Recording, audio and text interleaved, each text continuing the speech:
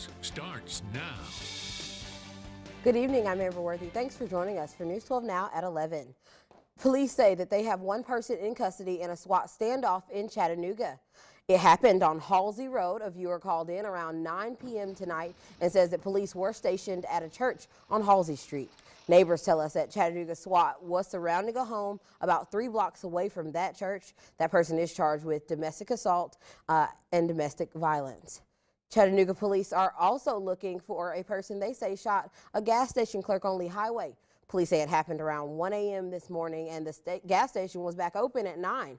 Officials say 24-year-old Paul Evans is expected to be okay. The report says he was able to tell them that a man came in armed with a gun and demanded money from the register. That's when the victim says the suspect jumped the counter, shot Evans, and then fled the store. If you have any information, you can report that anonymously to Chattanooga Police. And the Whitfield County Sheriff's Office is looking for a suspect in a shooting as well. The Sheriff's Office got a call around 7:35 last night that a woman was shot on Prince Way just outside of the city limits of Dalton. There was no word on the condition of the victim. Dispatchers tell News 12 that they are looking for 44-year-old Bertram Beck, which is on the screen. He may be driving a white Toyota Camry. They say that he is 5'10" and 210 pounds. If you have any information about where he might be, call the Whitfield County Sheriff's Office. And in Cleveland, police are investigating what sent a car into the Bradley County Schools Annex. A viewer says that they passed the scene here on Smith Drive and the vehicle was all the way into the car, as you can see in these pictures that were sent by the Cleveland Police Department, and a tow truck was on scene preparing to move that vehicle from the building. And it was a great day for the Chattanooga Fire Station 20. They were reunited with a woman they say they weren't sure she would make it. Here's a look at the resilient story of a woman who fought for the ability just to thank her heroes. We are. We're getting you some help. I need you to stay out of the smoke as much as you can. September 20th is a day that Carrie Gann says that she will never forget, as well as the team of Chattanooga's first responders who helped save her life. Saturday, she met the men and women who she calls her heroes. This gives things a different perspective. Gann's house is still standing, but she says it's a grim reminder of that night. The chilling 911 call paints a not-so-pretty picture as the dispatcher works to keep Gann on the line. I can't get out of the house. It's hot. It's hot.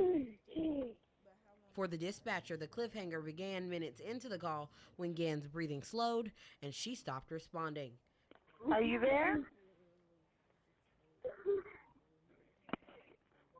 Let me know you can hear me, okay? But the dispatcher stayed on the line until she was sure that Gann had been rescued. And all y'all helped. Y'all all helped. But getting to this happy reunion hasn't been easy for Gann. After a long stay in the ICU and losing her 2 dogs, one of which was 14 years old, moving forward has been difficult. It's hard. I've not been able to cry over them yet. I think I'm afraid if I start, I won't know how to stop. Gann may have few visible scars, but she now also suffers from PTSD when she hears a fire truck sirens. And in fact, today, as the same squad headed out for a call, Gann was consoled by her boyfriend as she struggles to work through the flashbacks to the night of her rescue.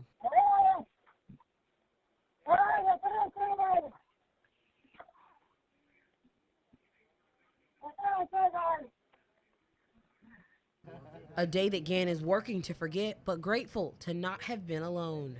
And the first responders were equally glad that she did pull through. And Gann says that even though she's lost 1 home and 2 family members, she gained more than a dozen here at Station 20. And local organizations came together to share some important fraud prevention tips for you as you finish your holiday shopping. Take a look.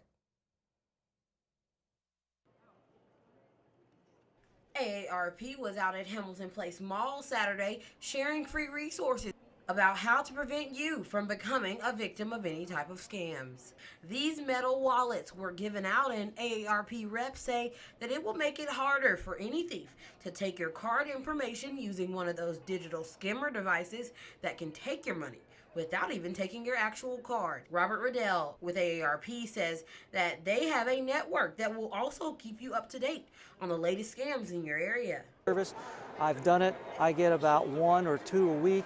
They tell me everything that I need to know about people who are going to try to call you on the phone, people who might come to the front door, all of those kinds of folks who really like to take your money. And AARP teamed up with the Chattanooga Police Department's Coffee with a Cop event because at this time of year, everyone is a target. It's in the middle of the holiday season, and that was on purpose. It's because our property crimes rise during this time of the year. We're seeing more thefts from auto, more thefts of vehicles, more burglaries. So we decided to focus on that. You were also able to get your car's VIN number etched into your windshield. And it has been proven that when you do that, you deter professional thieves from stealing your car, and it's able to be tracked down and located easier. We'll have details where you can register for those free fraud prevention protection alerts on our website, WDEF.com, after the show. And several wildfires in Southern California are getting under control thanks to calmer winds and thousands of firefighters on the front lines. But this comes after destroying nearly 800 homes and buildings. Danielle Nottingham reports from Ventura, California. Fire crews are